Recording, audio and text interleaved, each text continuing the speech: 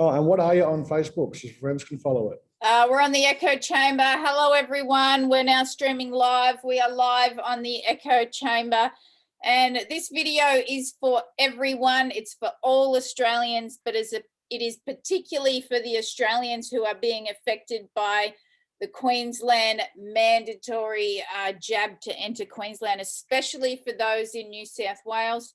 New South Wales is in lockdown and they are only letting essential workers over the border into Queensland. At least this is what they are saying.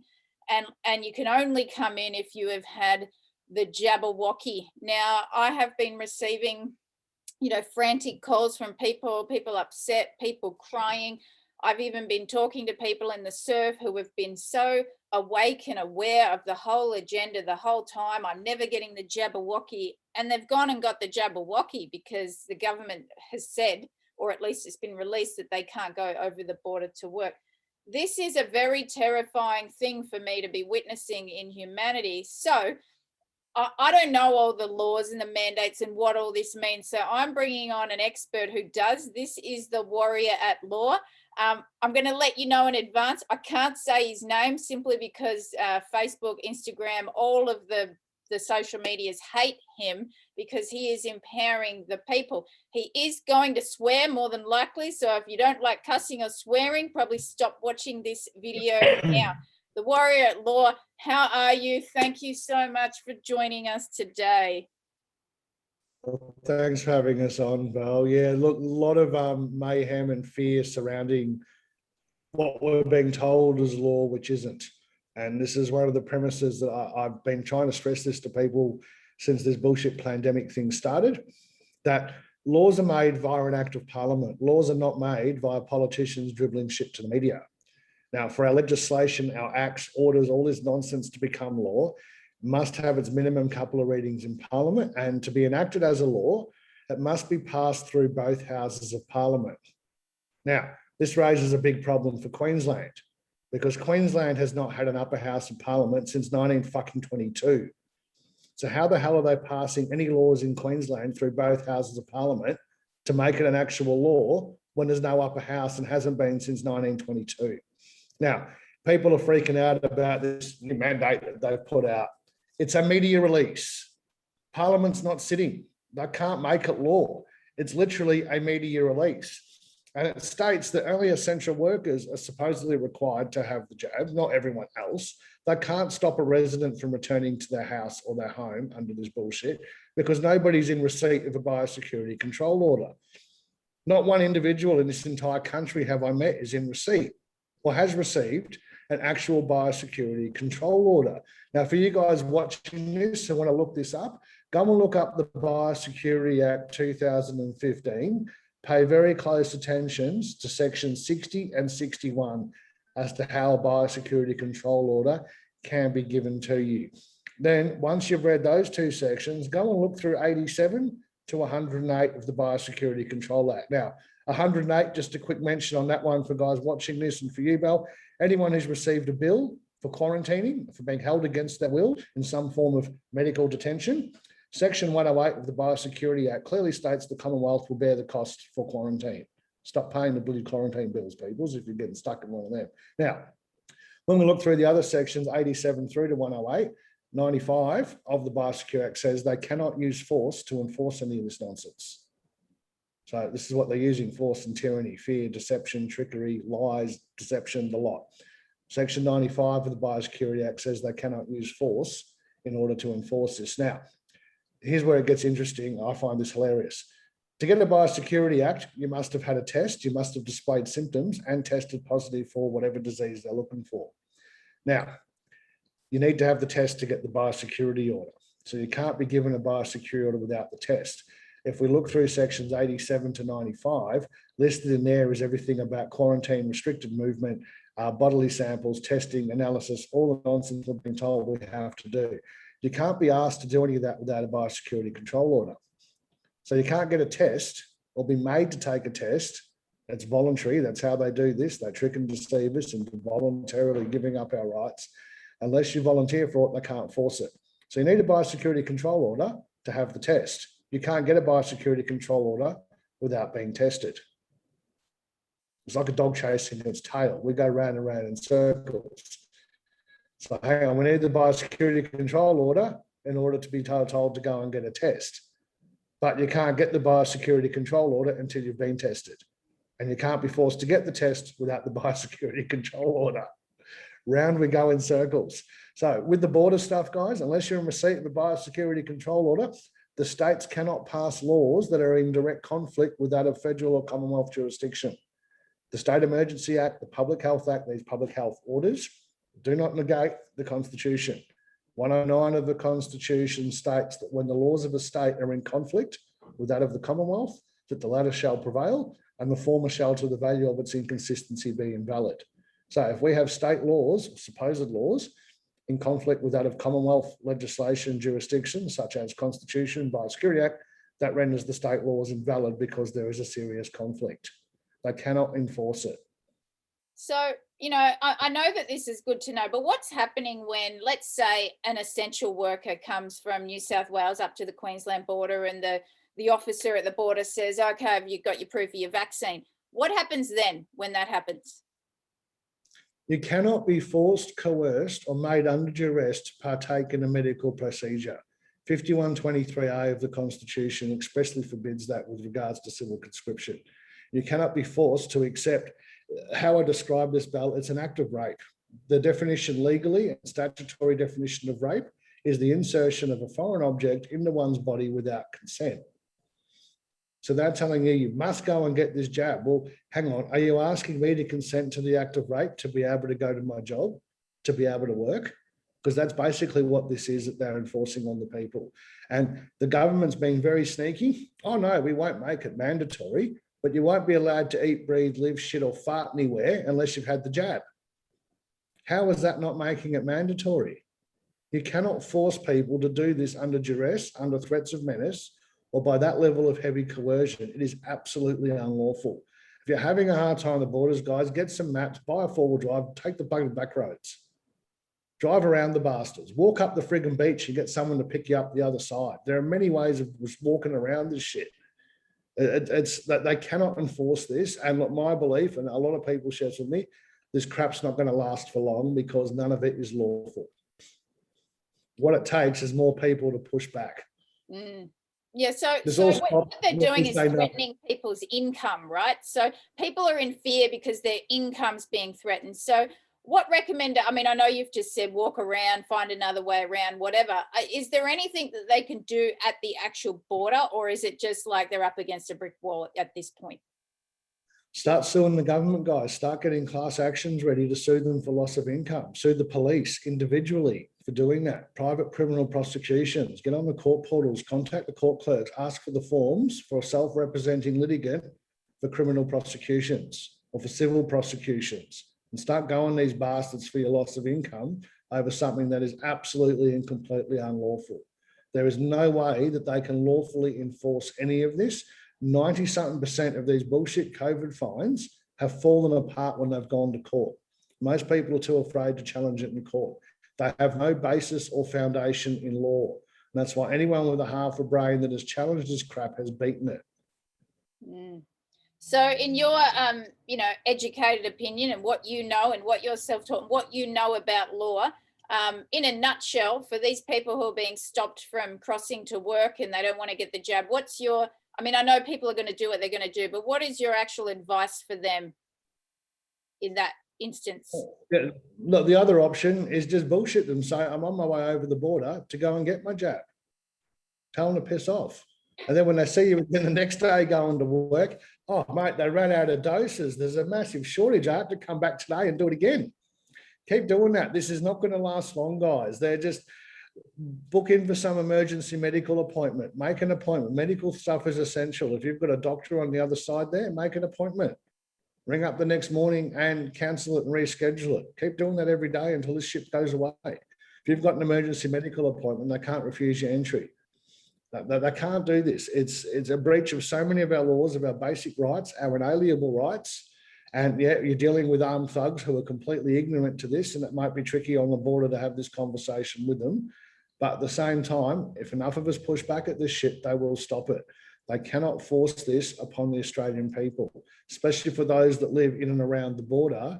I mean, I live in and around the New South Wales, Queensland border. Most of us that live in that area back and forward over the border all the time. It's one area. Just because there's an imaginary line drawn through it on a map doesn't actually separate a great deal. And again, the laws in Queensland are absolute BS.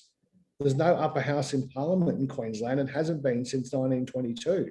So to put that in layman's terms, 90-something% of the laws that we have in Queensland, if they were passed or enacted after 1922, they're good for toilet paper when the sheep go and clean out the supermarkets thinking it's an essential thing you need to survive. Yep. And is there some sort of form that they can give, which is like, I will get the vaccine if A, B, C, D, E? Is there like a form for that kind of thing? Look into the legislation, and most of our legislation, which is what they're claiming this bullshit under, and I'll say also too, before I get into how the legislation is written, public health orders. You must be given one of them in writing. They cannot give them out to the media. What about those of us that don't have TV and don't watch TV? I don't read the newspapers, I don't listen to the radio, and I certainly don't bloody well watch TV. Haven't done for many, many years. How are we supposed to know what the hell's going on? You need to be in receipt of a written health order or a Public Health Act order, whatever they want to call it. And if they're making an order, but what happens if I make an order for one of your products on your thing, or I go to a cafe and make an order? What happens after I make an order? What happens? You get a bill. Yeah, you get a bill. That's right. You want the order filled, pay the frigging bill. Guys, start invoicing the government, the health minister, the rest of it. Happy to fill your order? Here's an invoice. Everyone start just doing that to them. Start chasing them up. Start hounding them. Drown these bastards in paperwork. They're going to make an order. An order is an order. You've ordered something. You pay for it. That's pretty straightforward. So the legislation too. They'll say in the legislation, it's always written in future tense. A person shall do this. Well, shall one day. I'm pretty busy this week. Next week's not looking good either. Unless there's a specific time frame on there. Person must show proof of the vaccination. Well, I will, just not today. Tomorrow's not looking good either. Sorry, fellas. It doesn't say when. Right, because that's what they're doing in Queensland. The media release says you must show proof of your vaccination by today, Friday. That's what the media release says. But what about... It's a media release. That's right. It's a media release, not a law. So this is just about people becoming educated, holding the goddamn line, connecting with their big cavernous wombs and their titanium steel balls and growing a pair, really, and being able to say, no, I will not do this. I will not bend and cripple to your coercion. Ask the police, since when did media releases become law? Oh, but the health minister put it out as a media. Whoop-de-fucking-do. It's a media release. It hasn't been put through Parliament. It's not a law. Oh, under the state emergency, whatever is the excuse. Well, hang on, even still, where in the state emergency procedures or acts or the Public Health Act does it say speaking to the media constitutes as enacting law? Or talking to the media now makes it law? No such legislation exists because they cannot do that. A public health order must be in writing with your name on it with the specifications. Let's look at New South Wales. Brad Hazzard has made 20-something different friggin' changes to the new rules and amendments and regulations. Notice that they're called rules, regulations, directions, and orders. None of them are called law. That's for a good reason, because they're not law. He's made 28 changes to these since late June. How the hell is anyone supposed to keep up with that? And where is it in writing? Has it been put through Parliament? Have they been signed off on properly? I'll tell you now, no, none of that has occurred. It's all just smoke and mirrors and lies and deception. And the media are absolutely complicit in this, in spreading the fear. They're putting their own twist on it, their own interpretation to make it sound worse than it is. You couple that with all the bullshit going on TV that I keep hearing about. The government is advertising vaccines. It is illegal in Australia to advertise vaccines. Why is the government doing that? How come they can, but the vaccine companies can't? So there's a whole range of just absolute BS going on here. We've got gyms being shut, but brothels are open. Politicians don't go to gyms, in case anyone's wondering why that's occurring. We've got fast food giants like McDonald's being left open, yet health food shops and small businesses are being shut. Wouldn't you want people healthy in such a dangerous bloody time? Why is all the crap that we can go and buy as much junk food and all the other crap that we like, but health food, organic food, farmers markets, these guys are all copying it left, right, and centre. They're being shut down. Why are people not able to remain healthy? Why is the junk food and all the unhealthy crap being pushed and made so easily accessible when all the healthy options are being made harder and harder? And restrictions on our movement. None of it has any basis or foundation in law. And the more and more people do some research on this stuff, guys, look up the shit I'm talking about, learn it, and question everything, even what I'm telling you. Just because I've done my homework, question that as well. Question everything. Just to finish off, can we reiterate again where you're directing people to for the Biosecurity Act? Can you just go over those sections again so that people can get clear on it themselves? Yep. Section 60 and 61 of the Biosecurity Act states how you can actually chief human or biosecurity officer. I'm yet to meet one of them. That dictates how you can receive a biosecurity control order. And then if we look through sections 87 to 108, that has all the stuff on restriction of movement, quarantine, restricting areas, providing bodily samples for testing, quarantines, vaccines, all of it. It's all listed in those 20 odd sections there, including the cost of quarantine at 108. So if we start at 87 and work our way through to 108, they're pretty short sections. And again, you guys will see, to get a biosecurity control order, which is what's required to enforce any of this crap, you must display symptoms and be tested. But you can't get a test without the biosecurity control order. You can't get a biosecurity control order without the test. So it's just goes round in circles. It's just absolute nonsense. None of this is actually enforceable when we look at it by the letter of the law. And the Commonwealth law, federal law, will always override state, especially when there is a conflict between the two. Mm-hmm. Yeah. That's the short version of it as well. If you guys who are doing border stuff really want to hassle the cops, you've also got the Equality Act of 2010, Disability and Discrimination Act 1992. We've got our Declaration of Human Rights, the International Covenant on Civil and Political Rights. You want to look up Article 26 and 27 in the International Covenant on Civil and Political Rights, which clearly states, well, we are all equal before the law without grounds for discrimination.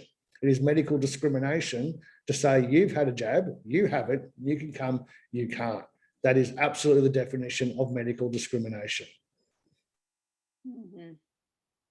Oh my God, you're just so full of information. And, you know, I know it's not going to help people with the border crisis right now, but if there's people who are listening who want to practice this stuff, because I know it's very confrontational when you've got these police officers with guns in their belts and, you know, it's very confrontational. Do you offer seminars or workshops where people can practice this kind of stuff?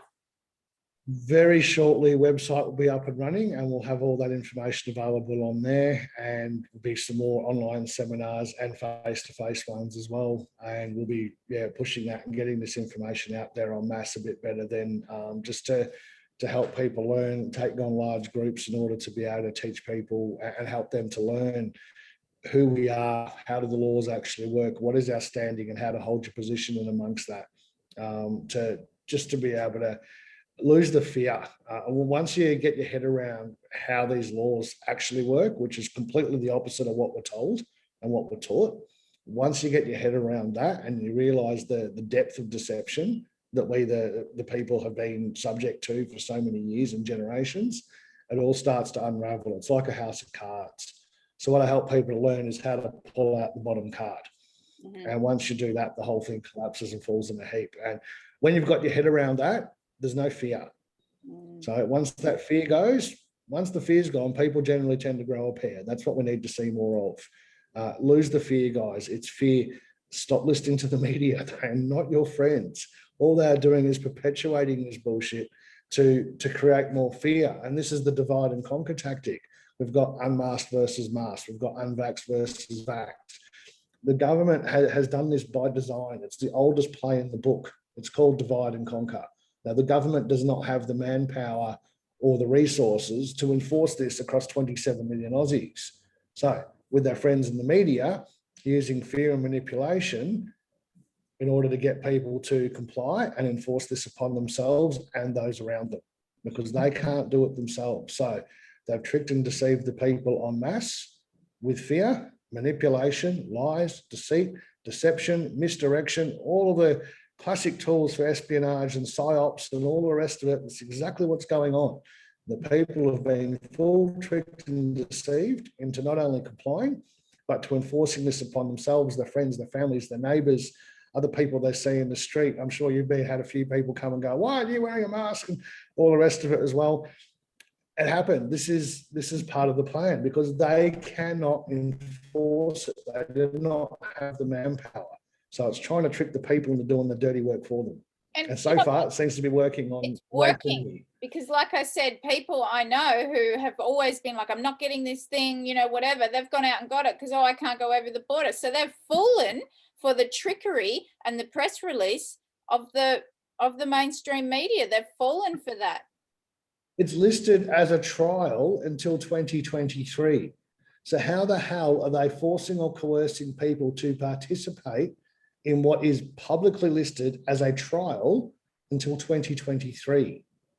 They can't even legally call it a frigging vaccine. We've got the Queensland Health Officer, Health Minister Jeanette Young, has just recently barred a couple from seeing their newborn for 8 days, and they've both been double bloody vaccinated. And she come out in the media and said, oh, look, yes, we know there's a bit of uproar, but look, just because you've been vaccinated doesn't mean you can't still contract or transmit the disease. Now, hang on.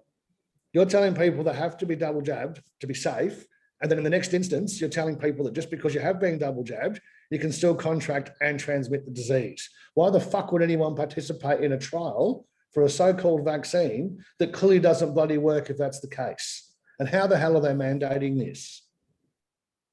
Well, they're not, like you said, they're using the people to turn on the people. They're using the consciousness police and fear and trickery and magicianness to get the point across. So in your opinion, and I know how long's a piece of string, how long do you think they're going to be able to keep this up for? Like, let's say, for example, someone's like, I'm definitely not getting it. I've got to go to work though. I need money. Okay, I'm just not going to go to work for a period of time, or I'm going to try at the border. If I get turned around, how long do you think they're going to have to hold out on this for before? I don't think they're going to be able to keep this up for long, because when you take away people's money, their ability to have an income, their ability to pay rent, to pay their mortgage, to put food on the table for their families, people aren't going to cop that shit for long.